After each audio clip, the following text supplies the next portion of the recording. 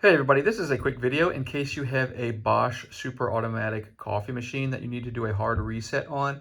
Now this will work for anything with a TIS3 series, model number. So anything that starts with TIS3, that goes 3 and then a whole bunch of numbers after it. So you might want to do this for one of two reasons. The first one is troubleshooting. If you're having issues with it, not doing what it's supposed to do, not following the instructions you give it, not recognizing your configurations and stuff like that, a hard reset can fix a lot of those issues. Also, if, just for whatever reason, you want to just get it back and have it forget everything and just get it back to the way it was when it came out of the box in terms of all the settings and everything like that, we can do that really easily. So with it turned on, we're just going to come over to the 3-bean and the calc and clean buttons. We're going to press and hold them simultaneously for 3 seconds.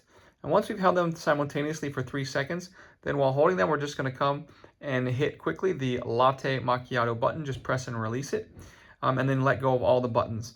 And that will restore everything to its factory default settings. And then you'll just need to hit the calc and clean button one more time to exit out of everything, and you'll be good to go with a coffee machine with its default settings.